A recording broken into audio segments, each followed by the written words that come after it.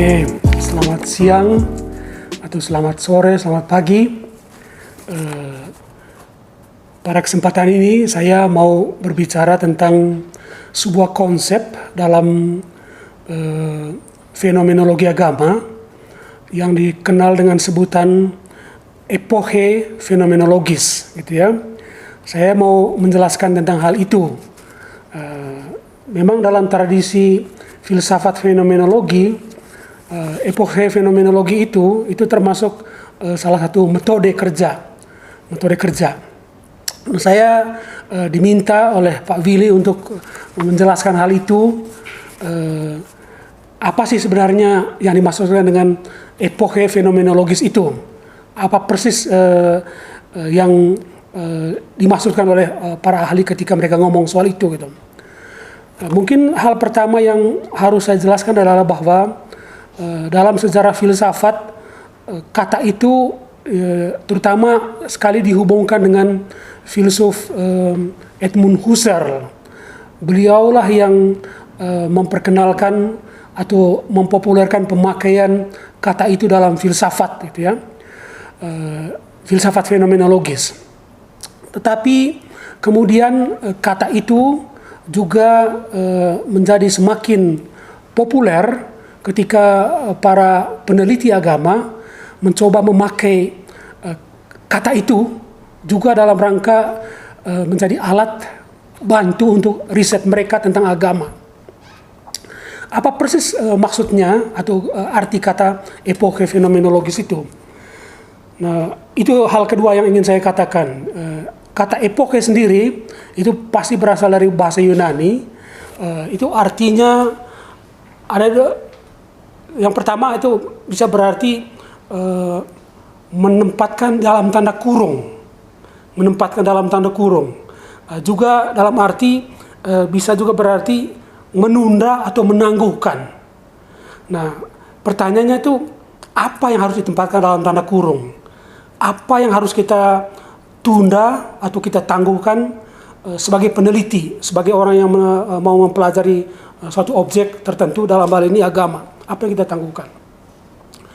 Untuk menjelaskan konsep itu, saya tidak akan terutama masuk ke dalam katakanlah uraian filosofis, tetapi mungkin saya lebih menempuh jalan ilustrasi.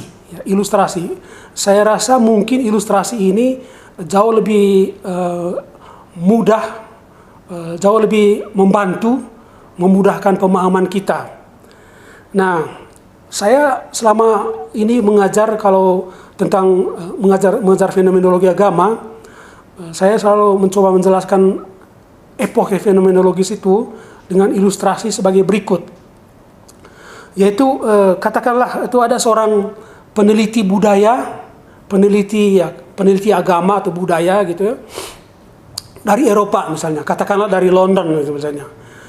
Dia mau meneliti kebudayaan orang Manggarai, gitu ya. Meneliti kebudayaan orang Manggarai, cara hidup orang Manggarai, keyakinan religius orang Manggarai, mitos-mitos, ritual-ritual orang Manggarai seperti apa, gitu ya. Maka untuk itu si peneliti ini ya pasti harus meninggalkan Inggris atau London, ya, dan harus hidup bersama-sama di tengah orang-orang Manggarai. Ya, dia harus datang tinggal di kampung, mengalami hidup orang-orang Manggarai itu sehari-hari seperti apa, makan bersama, ya, pokoknya terlibat dalam dinamika itu, ya, gitu. Nah, dalam rangka itu, ya, tentu saja dia harus melepaskan atau ya itu tadi, menangguhkan, menempatkan dalam tanda kurung, menunda semua praanggapan, semua hal yang dia yakini sebelumnya tentang orang Manggarai. Mungkin sudah ada informasi terlebih dahulu dari para peneliti sebelumnya tentang orang Manggarai, ya, tetapi apapun itu dia harus tunda, dia harus tempatkan dalam tanda kurung. Pokoknya dia harus datang sebagai seorang yang polos, orang yang seakan-akan itu tidak tahu apa-apa tentang Manggarai, gitu ya. Jadi untuk sementara waktu, ya, dia juga harus meninggalkan dalam tanda petik ya cara hidup dan cara berpikir sebagai orang Inggris. Dan begitu dia tinggal dengan orang Manggarai, ya dia mulai menempati atau tinggal bersama, ya, menghayati cara hidup dan cara berpikir orang Manggarai. Nah, itulah yang menurut saya dimaksudkan dengan epoke itu. Jadi untuk sementara waktu dia meninggalkan keinggrisannya, dia menangguhkan keinggrisannya, menempatkannya dalam tanda kurung keinggrisannya, cara berpikir sebagai Inggris. Nah, dengan cara itu maka dia bisa masuk ke dalam cara hidup orang Manggarai, cara berpikir orang Manggarai. Nah, biasanya memang epoke itu dikaitkan dengan apa yang disebut dengan pendekatan simpatik dan juga pemahaman simpatetik. Nah, memang pendekatan simpatetik atau pemahaman simpatetik itu tercapai dengan cara seperti itu. Orang masuk dan merasakan apa yang dirasakan, apa yang dihayati, apa yang dihidupi oleh orang-orang setempat. Jadi si peneliti itu, katakanlah tadi dari London itu tidak membawa suatu kerangka berpikir dari luar, melainkan dengan polos, ya, dengan kosong gitu ya, dia masuk ke dalam konteks cara hidup orang Manggarai. Nah, mudah-mudahan dengan cara itu, ya, dia itu seperti spons yang kering, ya, spons yang kering. Begitu dia masuk ke dalam kolam berpikir orang Manggarai, maka seluruh cara berpikir orang Manggarai terserap oleh dia, terserap oleh spons itu, gitu ya, oleh spons itu, masuk dalam cara hidup dan cara berpikir orang setempat. Dan kalau dia sudah melakukan itu, menunda segala macam praanggapan, keyakinan pribadi, mungkin juga konstruksi-konstruksi lain, kalau dia sudah simpan semuanya itu, maka dia siap. Ya, saya selalu mengatakan dia siap untuk menerima singkapan-singkapan pengalaman, siap menerima pemahaman-pemahaman baru dari pengalaman perjumpaan dengan yang nyata dengan orang Manggarai. Ya. Jadi tidak ada lagi halangan kultural bagi dia.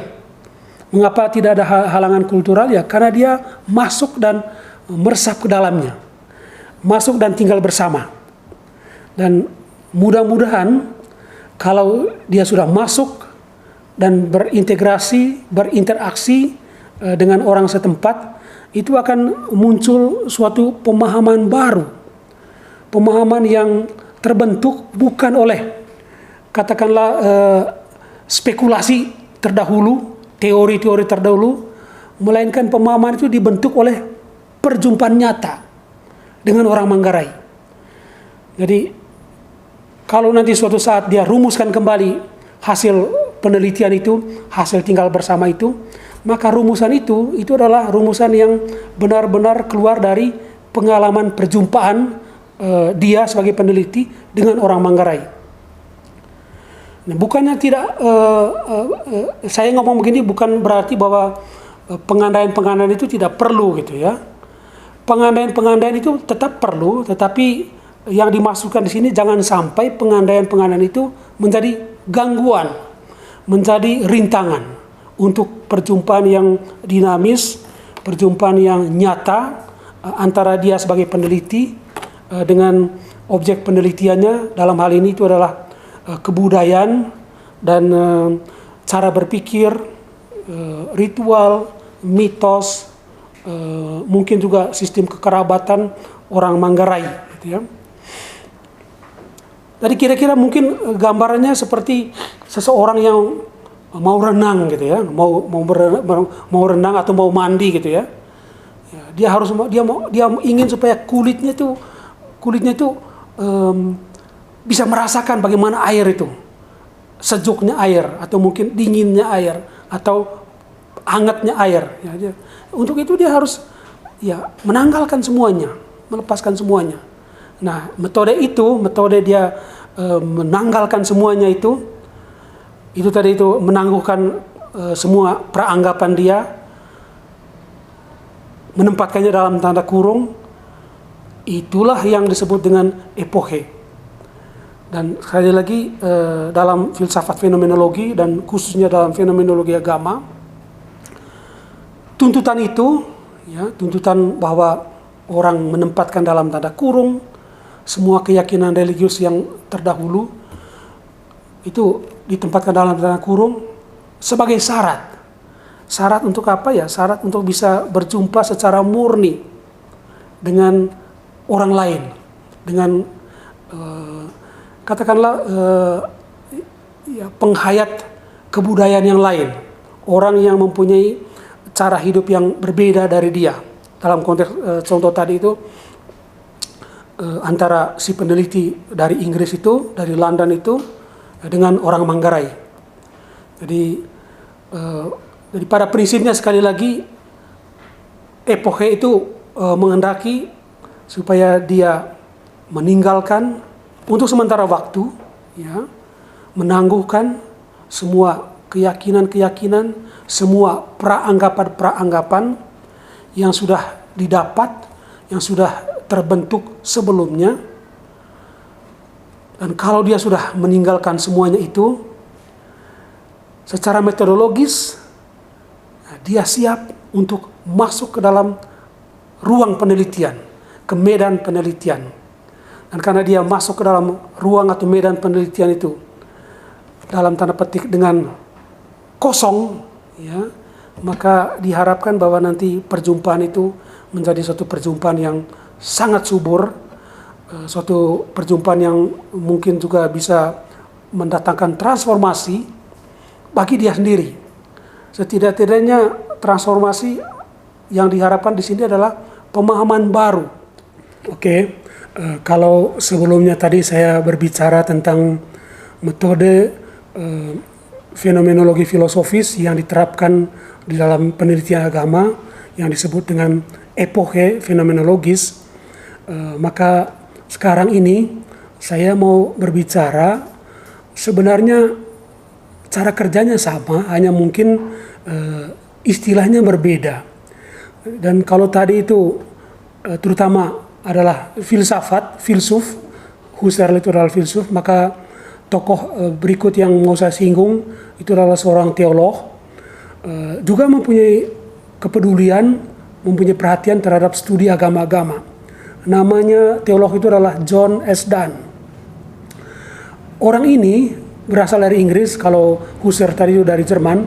Nah, John S. Donne ini juga mempunyai atau mengembangkan suatu metode cara kerja tertentu ketika orang melakukan penelitian terhadap agama-agama. Kata dia, kalau orang melakukan penelitian agama, maka perlulah orang itu, si peneliti itu, researcher itu, melakukan dua hal, dan itu mutlak. Hal pertama adalah dia sebut dengan istilah passing over. Passing over itu maksudnya adalah orang menyeberang, melintas dari. Kalau melintas menyeberang berarti dia orang itu meninggalkan tempat sebelumnya, katakanlah dalam konteks ini tempat asalnya, mungkin juga disiplin ilmunya, ya saya rasa begitu, peranggapan-peranggapan, asumsi-asumsi yang sudah terbentuk sebelumnya itu ditinggalkan, dan karena itu dia lakukan penyeberangan, passing over, masuk ke dalam apa yang akan dia teliti, ya, yaitu entah itu manusia yang berkebudayaan lain dan atau orang-orang yang berkeyakinan religius yang lain. Menurut John S. Donne, jadi kalau orang sudah melakukan passing over, maka orang itu siap berjumpa secara otentik dengan orang-orang yang berkeyakinan religius lain, orang-orang yang berkebudayaan lain. Dan tentu saja perjumpaan itu seperti halnya dalam epoche tadi itu mendatangkan efek transformatif. Bahkan John S. Donne itu memakai kata metanoia, bukan conversion. Metanoia. Metanoia itu dalam bahasa Yunani itu artinya sebenarnya perubahan berpikir. Metanus, ya, perubahan cara berpikir. dalam konteks ini ya mungkin kalau sebelumnya tuh ada prasangka-prasangka, ada mungkin ya stereotype tertentu tentang orang yang beragama tertentu, orang yang berkebudayaan tertentu. Tetapi setelah dia melakukan passing over, disitulah nanti akan terjadi suatu perubahan, suatu metanoia, bukan hanya sekedar conversion, tetapi perubahan cara berpikir, dan itu juga cara bersikap. Yang kedua, kata John S. Dunn, tentu orang itu tidak hanya sekedar melakukan passing over, tetapi ada gerak baliknya. Dia sebut dengan coming back. Ya, dari coming back. Jadi hasil dari perjalanan dia dengan passing over itu diterapkan kembali, ya dihayati, ya ketika dia kembali ke tempat dari mana dia berasal. Entah itu katakanlah mungkin dari negara tertentu, tetapi terutama di sini adalah dari konteks kebudayaan tertentu atau konteks keyakinan religius tertentu. Kata John S. Dunn, ketika orang itu kembali, pas coming back itu, maka dia pasti kembali sebagai orang yang baru. Sama sekali. Orang yang sudah diubah, orang yang sudah ditransformasi. Oleh apa? Oleh pengalaman perjumpaan saat dia passing over. Itu tidak bisa tidak. Itu pasti. Dia mau kembali sebagai orang baru, dan tentu saja ketika dia kembali sebagai orang baru ke komunitasnya yang lama, maka pengalaman-pengalaman perjumpaan dia dengan orang-orang baru itu juga akan mendatangkan atau membawa suatu efek sikap baru bagi orang itu di tengah konteksnya yang lama. Saya rasa itu saja yang kiranya perlu untuk saya jelaskan berkaitan dengan epoke fenomenologis yang saya harapkan itu bisa dibantu, diperjelas dengan katakanlah alat bantu perbandingan yang saya ambil dari John S. Dunn dengan istilahnya itu passing over dan coming back. Sekian dan terima kasih.